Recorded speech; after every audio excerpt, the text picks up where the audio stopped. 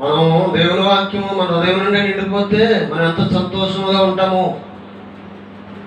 దేవుడు ఇంకేం మాట్లాడతాడో, ఎలా మాట్లాడతాడో, ఇంకేమేం మాట్లాడతాడో హెచ్చరిక అనేది మనలో వస్తుంది. దేవుని వాక్యం మన హృదయంలోకి వెళ్తే. హల్లెలూయా. దేవుని వాక్యం మన హృదయంలోకి వెళ్ళదు.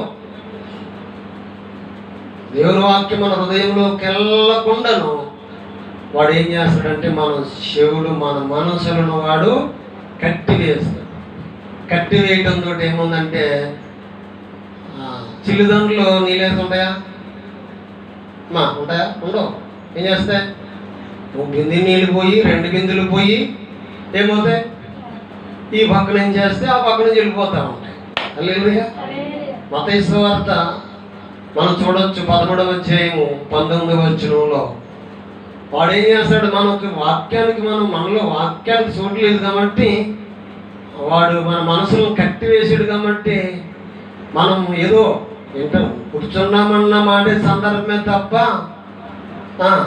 ప్రార్థనకు వచ్చామన్న మాట తప్ప గమనించిన వాక్యం మీద మనకి ఇప్పుడు ఏమాత్రం కూడా ధ్యాస లేకపోతుందో ఏమవుతుందంటే వాడు ఏం చేస్తాడంటే ఎత్తబడిన దానిని ఏం చేస్తాడంట? హల్లెలూయా. దుష్టుడు వచ్చి ఎవడెత్తిపోతాడంట నీలోంచి. మనం అంటూ ఉంటాం, ఇలా చూడండి, మనం అంటాం ఏంటోనాయి గారు అన్నీ జ్ఞాపకం ఉంటున్నాయి కానీ ఏముండదంట.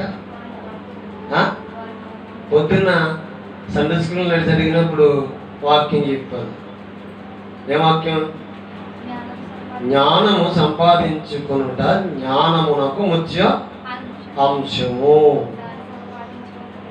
నీ సంపాదనంతా ఇచ్చి బుద్ధి సంపాదించుకో.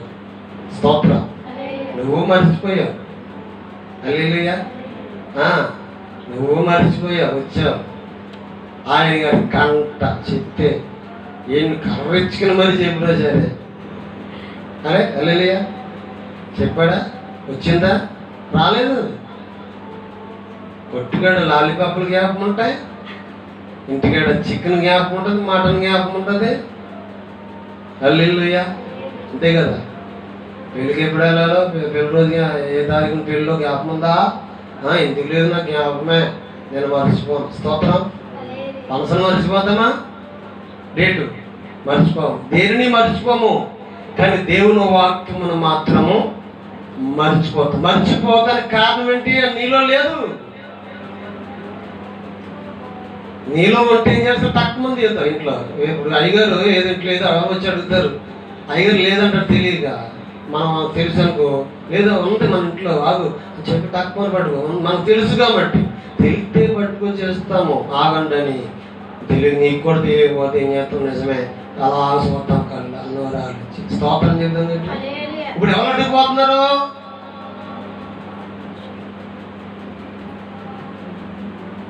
నువ్వు దేవునికి చోటు ఇచ్చినా కానీ వాడికి చోటు ఇవ్వకూడదు. వాటికి చోటు ఇచ్చావనుకో ఏం చేస్తాడు? నేను బాగా వాడుకుంటాడు, ఆ తర్వాత నేను ముంచేస్తాడు. యోధాను బాగానే వాడుకున్నాడు. 33 నాన్నలు ఎత్తున్నారు మతాధికారులు.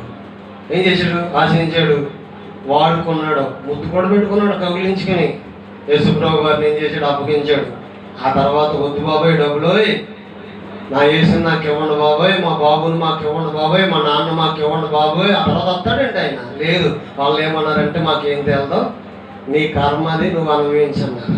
స్తోత్రం చెబుతుంది.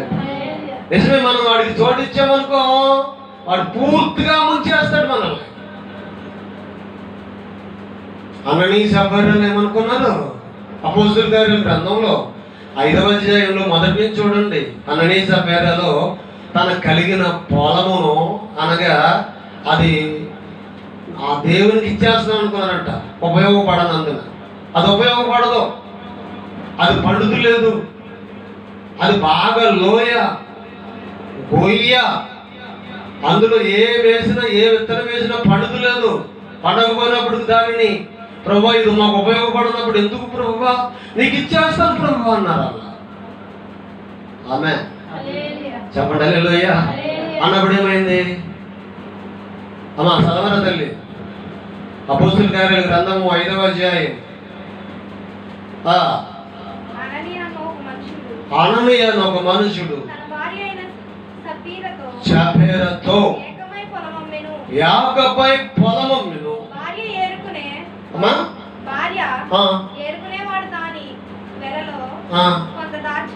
ఎందులోనా అమ్మా? అపోస్తుల కార్యమే. తప్పు చదువుతున్నావు. ఎన్నో వచనం అది? 2వ వచనంలో ఏమనుంది అక్కడ? మొదటి వచనం కానీ చదువుతాం. అననీయ అని ఒక మనుషుడు తన భార్య అయిన సపీరతో యాగమై పొలమమ్మెను. భార్య ఏ రొక్కన్ని వాడు దాని వెలలో కొంత దాచుకుని కొంత తెచ్చి అపోస్తుల పాదముల యొద్ద పెట్టిరి. హల్లెలూయా. ఎక్కడ పెట్టారంట? ఏం చేశారు చెప్పండి. ఏం చేశారు? కొంత దాచుకుని కొంత తెచ్చి అపోస్తుల పాదముల దగ్గర పెట్టారంట. వారి ముందు ఆలోచన ఏమిటి అని అంటే, నాయన అది మాకు దేనికి ఉపయోగపడదో నీకు ఇచ్చేస్తున్నాం ప్రభువా, అది నాయన అమ్మేసి అని చెప్పి దేవునితో వాడంబడి చేశారు. మొక్కుబడి చేసుకున్నారు వాళ్ళు. అయితే అది అమ్మేటప్పుడు కంటే ఏం చేశారంటే, వాళ్ళు అనుకున్న దానికన్నా ఊహించిన దానికన్నా అధికముగానంట డబ్బులు బాగా కట్టలు వచ్చినాయంట. స్తోత్రం చేద్దామా? ఆ కట్టలు చూసినప్పటికి వాళ్ళ ఆలోచన మారిపోయింది. స్తోత్ర గట్టి చెప్తామా? వాళ్ళ ఆలోచన మారిపోతుంది. ఏం చేశారు? సగం దాచుకున్నారు, సగం పట్టుకొచ్చి అపోస్తుల పాదముల దగ్గర పెట్టిరి. అప్పుడు 3వ వచనం, అప్పుడు పేతురు ఏమన్నాడు? అననీయ, నీ భూమి వెలలో కొంత దాచుకుని పరిశుద్ధాత్మను మోసపుచ్చుట సాతాను ఎందుకు నీ హృదయమును ప్రేమించు. ఎందుకు దానికి చోటిచ్చావు? హల్లెలూయా. ఎవరికి చోటిచ్చాడంట? మనం కూడా దేనికి? హల్లెలూయా. మనం అనుకుంటాం, అనుకున్న తర్వాత చేయకుండా ఆగిపోవటం కారణం ఎవరో? మనలో లోపం కాదు, మన భక్తి గలవారమే. మన భక్తిని, మన విశ్వాసము, మన ఆలోచన పాడు చేసేది ఎవడనుకున్నావు? అటు వారిలోనూ, లేకపోతే ఇటు అత్తగారిలోనూ, లేకపోతే ఇటు కూతుర్లోనూ, లేకపోతే ఇటు కొడుకులోనూ, లేకపోతే ఇటు స్నేహితుల్లోనూ, లేకపోతే ఇటు ఎవడోకును వాడుకుంటాడు. వాడుకుంటే నిజమే ఆడే కరెక్ట్ అని చెప్పి అందరూ ఆడికి యాండ్ అయిపోతారు. యాండ్ అయిపోతే చూడాలి. హల్లెలూయా. యాండ్ అయిపోతే ఏమవుతుంది? నిజమే. ఏం చేస్తారు? నిజమే. మళ్ళీ వెళ్ళిపోతే మళ్ళీ వస్తుందా అని చెప్పి దాయటం మాట వాస్తవమే. అలా దాయటం వల్ల ఏమవుతుంది? దానిలో ఎవరికి నష్టము అమ్మా? ఎవరికి నష్టము? గల్తీ పత్రికలు అన్నాడు మోసపోకుడి దేవుడు చెప్పండి ఎక్కిరించబడడు. దేవుడికి నష్టమేం కాదు. దేవుడికి ఏమైనా ఇమ్మని అడిగాడా? ఎవరి పొలం అమ్మేసి నాకు ఎవరా, నాకేమి లేదన్నాడా? నేను ఎప్పుడైనా మిమ్మల్ని అడిగానా? హల్లెలూయా. నేను ఎప్పుడైనా అడిగానా? చావుకుడు అంటే చాలా మంది సులభంగా ఉంటుంది. ఏమీ లేనోడు, ఏమి కానాడు, అందరి మీద ఆధారపడిన వాడు, అంతే కదా? హల్లెలూయా. సాధారణంగా ఎవరు పట్టించుకోరు. సేవకుడు అంటే పట్టించు అందరి మీద నా వల్ల బతుకుతున్నావు అని లేదు. సేవకుడు అంటే ఏంటి తెలుసా? సేవకుడు అంటే ఏంటి తెలుసా? పేతురు గారు అన్న మాట కన్నా కొరింథీ పత్రికలో 6వ అధ్యాయం చూడండి. సేవకుడు అంటే ఎటువంటి వాడో అనేదాని కొరకు రాయబడి ఉంది. కొరింథీ పత్రిక 2 కొరింథీ పత్రిక 6వ అధ్యాయంలో మనం చూస్తే శ్రేష్టమైన మాట ఇక్కడ రాసి ఉన్నాడే పరిశుద్ధాత్మ దేవుడు. చూడండి, సేవకుడు అంటే ఏమిటో అనే దాని కొరకు మనం చూస్తే అక్కడ 10వ వచనం కాంచి మనం చూసుకుంటూ వద్దాం. టక్ మనం చదివేస్తే 10వ వచనం కాంచి సేవకుడు అంటే నీకు అర్థమవుతూ ఉంటుంది. 2 కొరింథీ పత్రిక 6వ అధ్యాయం 10వ వచనం కాంచి టక్ మన బైబిల్ చూడండి. బైబిల్ చూస్తే దేవుని వాక్యము నీకు అర్థమవుతుంది. చూడండి, ఘనతల వలనను కీర్తి దుష్కీర్తి వలనను దేవుని పరిచారకులమై ఉండి అన్ని విషయంలో మమ్మును మేమే మెప్పించుకొనుచున్నాము. మేము మోసగాండ్లమై ఉన్నట్లుండి చాలా మనం ఎలా కనపడతామంట? జనాలకి ఎలా కనపడతాం చెప్పాలి. హల్లెలూయా. డబ్బో డబ్బో డబ్బో డబ్బో అన్నాడు ఈ పాటలో. లేదా రాలేదో అన్నాడు, లేదా ఇలాగ మాట్లాడాడు అలాగ మాట్లాడాడు, ఒకటి చెప్తాడు ఒకటి చేస్తాడు. హల్లెలూయా. ఎలా కనపడతామంటే మోసగాళ్ళమై ఉన్నట్టు. ఒక మాట చెప్పున, గలతీ పత్రిక 4వ అధ్యాయంలో ఉంటుంది. ఏమంటో తెలుసా? నేను నిజం చెప్పున్నందున నేను మీకు శత్రువును అవుతున్నా అంటున్నాడు పౌలు గారు. చూడండి అన్నమాట. గలతీ పత్రికలో ఒక మాట, శ్రేష్టమైన మాట ఉంది. పౌలు గారు ఏమంటున్నాడు? ఎన్నో వచ్చును అది అందరు బైబిల్ తెవండి. నేను మీతో నిజము చెప్పునందుకు. ఇప్పుడు నేనేమవుతున్నాను? తాగొద్దు అంటాను, చుట్టకాలు చూద్దు అంటాను, అబద్ధం ఆడొద్దు అంటాను, యథార్థంగా ఉండాలంటాను.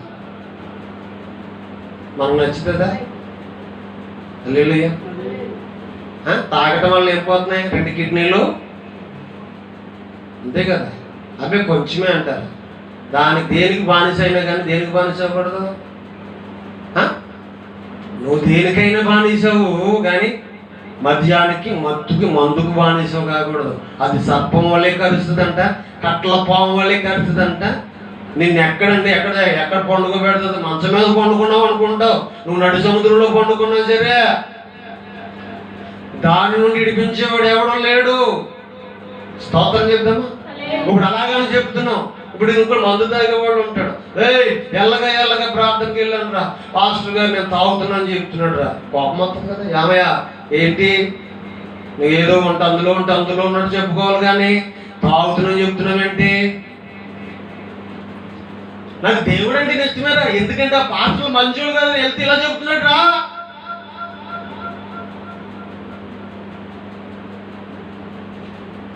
హల్లెలూయా. ఎందుకు చెప్పండి హల్లెలూయా. నిజం. ఈ రోజు ఏమన్నాడంటే ఇదిగో చక్కని మాట అంటున్నాడు 16వ వచనంలో, నేను మీతో నిజము ఆడినందున మీకు శత్రువుగా. ఇక్కడికి వస్తే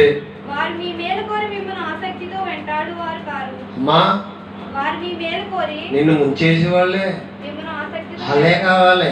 ఆ తర్వాత తెలుస్తుంది అలాంటి అనుకోలేదు, అలాగుంటారు అనుకోలేదు, ఇలా చేస్తారు అనుకోలేదు. ఆమె చెప్పండి హల్లెలూయా. చూసారా? మన కుటుంబంలో చూడాలి, మన జీవితంలో జరిగేవన్నీ కూడా దేవుడు ఇందులో రాసి ఉంచాడు. ఆమె అందుకే ఏమన్నాడంటే కొరింథీ పత్రికలో 6వ అధ్యాయంలో అక్కడ అంటున్న మాట ఏంటంటే, మేము మోసకాలమై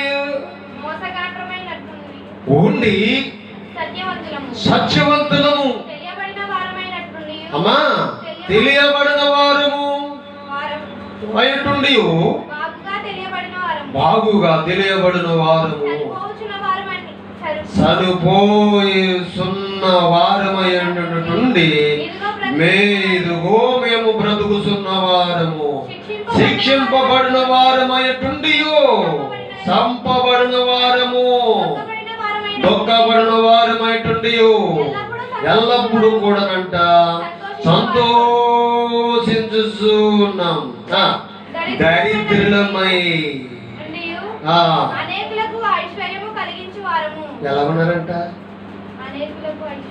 స్తోత్రం చెప్తామా? ఈ మాట చాలా శ్రేష్టమైన మాట ఇది. హల్లెలూయా. గట్టిగా చెప్తామా? నీ సేవకుడు ఎలా ఉన్నాడు? అమ్మా అమ్మసలు ఆయన్ని ఇలా చేసుకోమా.